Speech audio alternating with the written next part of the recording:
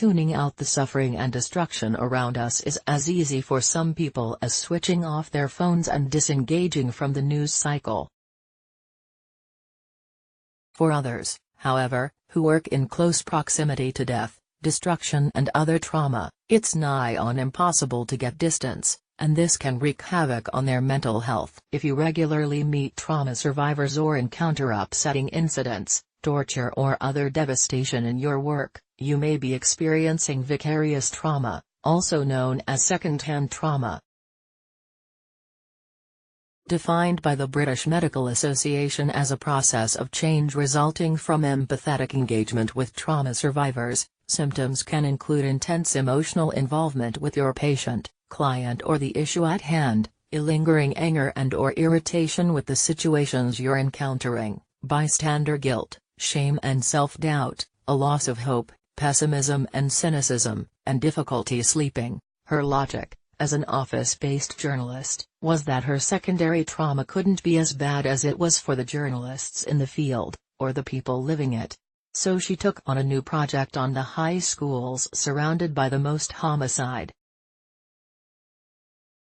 Needless to say, reporting on further killings of children and mass shootings, while already showing PTSD symptoms, was the wrong decision for Coley's mental health. Again, my therapist told me to take at least 3 weeks off. Ever the haggler, I took one, then worked 12 to 16-hour days for weeks covering the LA teachers' strike with my brilliant colleagues. Then I jumped straight back into the project about killings near schools. /6, Sonali Coley, woman gesturing OK, at Sonali. Coley, March 7, 2019. For the next 3 weeks I'm deleting Slack and Outlook, and maybe Twitter? TBD, and turning off my work phone. If you have recommendations for LA hikes, fun day trips, books to read and dogs to adopt, send them my way. /8, Sonali Coley, woman gesturing OK, at Sonali. Coley, March 7, 2019. Secondary trauma is a real thing and it can happen whether you are reporting from the field or a computer. Self-care for me is therapy, puppies, exercise, cooking, baking, reading, time with my family and friends. /10, Sonali Coley, woman gesturing OK, at Sonali. Coley, March 7, 2019. Anyway, if you have read this very long thread then props to you, here is a trophy, and if you work in a field that is difficult, take care of yourself, take breaks, don't feel bad about them. The end. Sonali Coley, woman gesturing OK, at Sonali. Coley, March 7, 2019. Many more journalists, who have covered stories ranging from mule assault and misconduct to terror attacks, showed their support and said they could empathize. But vicarious trauma is by no means confined to journalism. Sufferers can include doctors and other health professionals, as the BMA highlights, as well as counselors, social workers, charity sector workers, and more. Leonie Harvey Rolfe, 30, was signed off work for a month by her GP last June while working as a service coordinator at Golden Key in Bristol, where she would regularly meet women who had endured daily violence, abuse, poverty, homelessness and addiction. Her work was what is described in the sector as holistic, meaning she was expected to support women in potentially every element of their lives. It's only now, months later, that she's begun referring to the experience as vicarious trauma. No one person assigned it, the term, to me. It has been a gradual process of recognizing the impact my previous work has had, Harvey Rolfe tells Refinery29, adding that she found it difficult to establish her boundaries when dealing with such complex issues. When do you say no when potentially everything could be argued to be in your remit? And services around you are being cut so severely that your role is needed more and more every day, not just by clients but by professionals, too.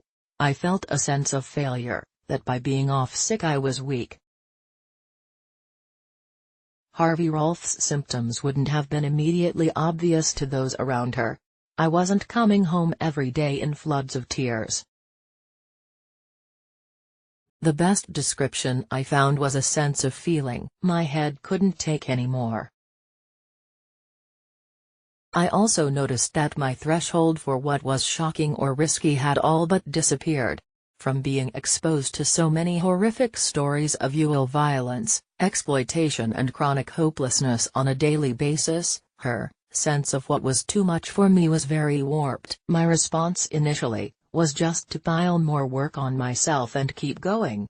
Like Coley, this took a toll on Harvey Rolfe's mental health and she eventually required a break.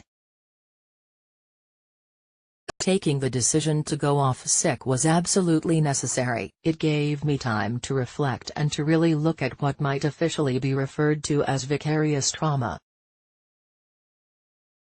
I felt a sense of failure, that by being off sick I was weak and, despite all the supervision I was getting, I still couldn't manage it. Outside of work, I taught and practiced yoga, I had lots of hobbies, I worked hard to have a good work-life balance. But I realized that no matter how much supervision you have or hobbies you do, it's not about getting to a point where you suddenly become immune to your clients' experiences.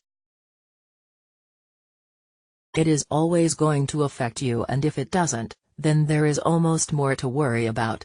Even today, Harvey Rolfe still feels uncomfortable with labeling herself as having experienced vicarious trauma, mainly because I was working with women who had experienced so much trauma, and it was far too easy for me to get into comparison and minimize the impact it was having on me. Now a research officer at Bernardo's, Harvey Rolfe is more aware of the need for charity sector workers, like herself, to look after themselves. In team meetings, commissioning and professional forums, client need is, quite rightly, almost always the focus, she says. We know staff well-being is an important issue, but all too often these discussions are placed last on the agenda, and subsequently missed when we run out of time, or only really considered in reaction to visible signs of burnout like staff sickness or lower productivity. This is despite vicarious trauma being widespread in many sectors. A study carried out in 2013 found the following prevalence rates of vicarious trauma: 15.2% among social workers, 16.3% in oncology staff, 19% in substance abuse counselors, 32.8% in emergency nurses, 34% in child protective services workers, and 39% in juvenile justice education workers, clinical psychologist Dr. Mimi Goes-Sorau points out. In her experience, a lack of social support from family, friends and at work is the biggest risk factor for developing symptoms. Time spent in the field and the workload over that time make a big difference. Creating a manageable workload, which will be different from clinician to clinician, is vital. Dr. Goes-Sorau recommends reaching out to social support systems if you're suffering, which she says, are associated with reduced levels of vicarious trauma symptoms and burnout. Starting a self-care routine early on in your career is vital for long-term mental health, she also advises, regardless of whether or not you work with trauma, but especially if you do. Self-care can be as simple as taking a walk in nature regularly, playing with your children, or getting a massage and regular breaks away. Taking time to recover from emotionally intense work only boosts your performance when you return.